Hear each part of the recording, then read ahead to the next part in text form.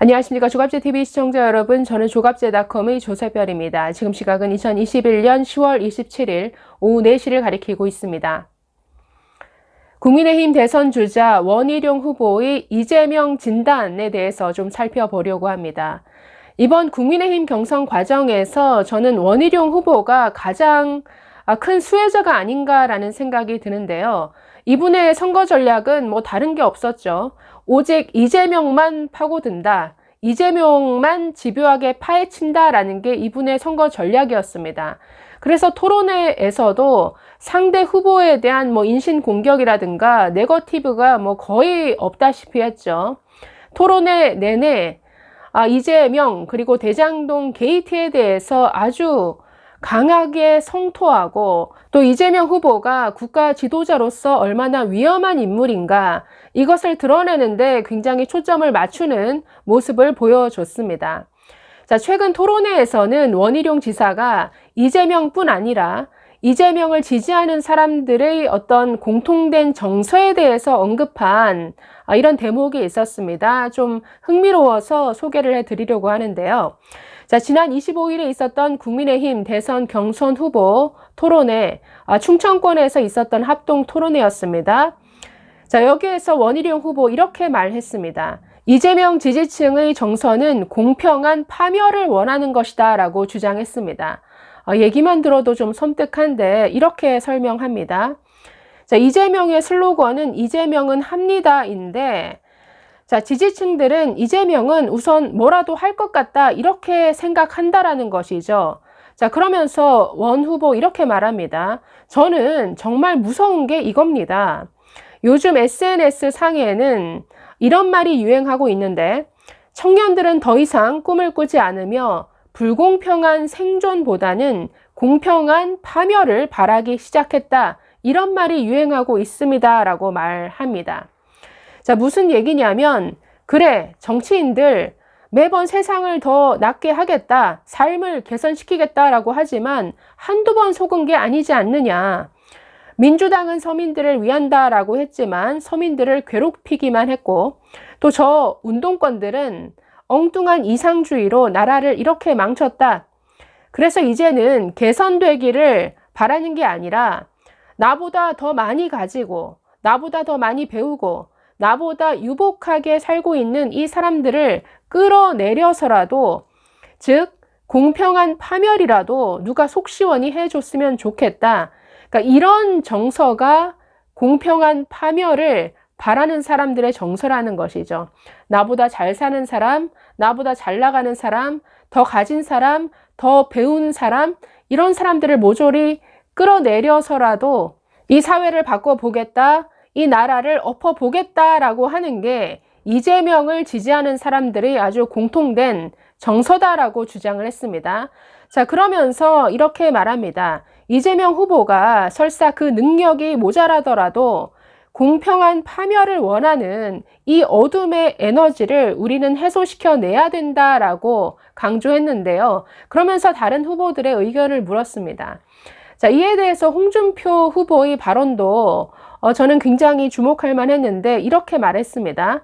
이재명 후보를 키운 것은 증오심이다, 사회에 대한 증오심이라고 강조했습니다. 자, 그러면서 그 근거를 예로 들었는데, 자, 이재명 후보 페이스북에 이런 글이 나오더라라고 하면서 소개를 합니다.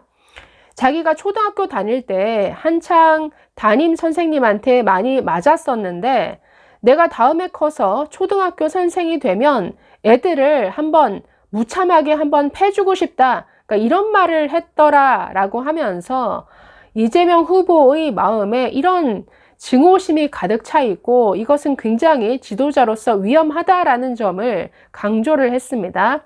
다만 원희룡 후보가 이렇게 재차 질문을 했습니다.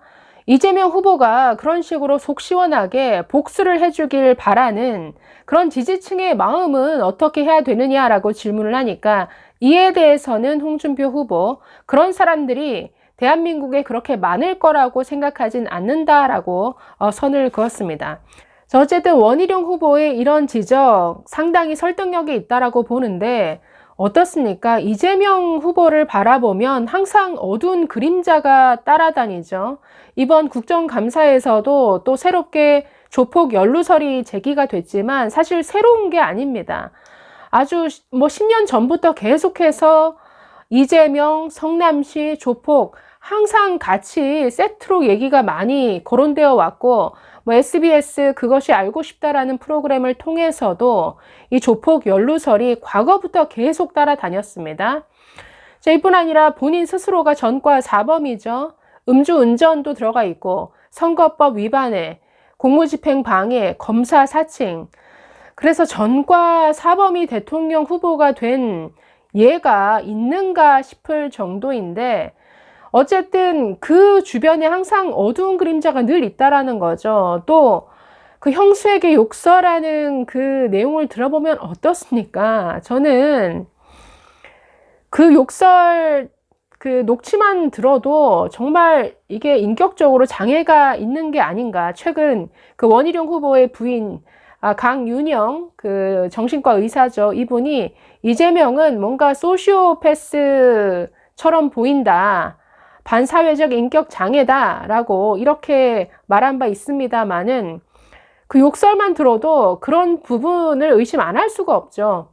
자, 최근 그 소시오패스 발언과 관련해서도 아주 크게 부딪혔죠.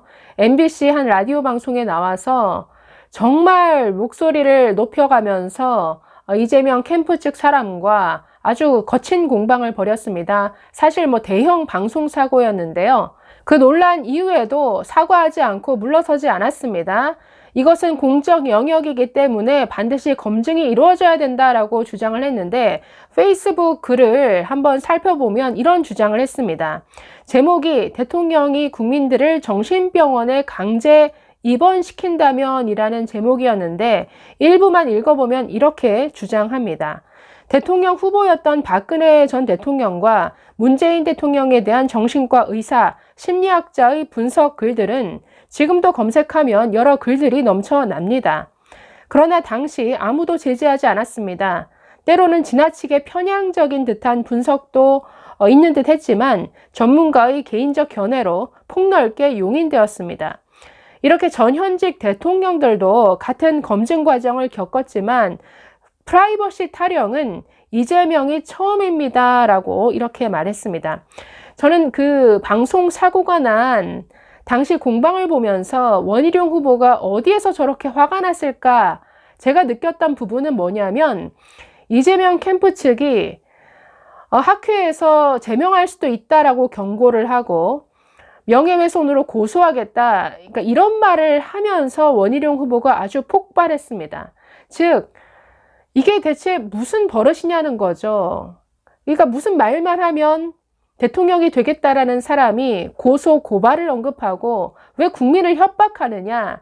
그러니까 여기에 굉장한 분노가 느껴졌습니다. 그래서 이게 방송 사고로 이어진 것 아닌가라는 생각이 들었는데요. 그걸 또 지적하는 것이죠.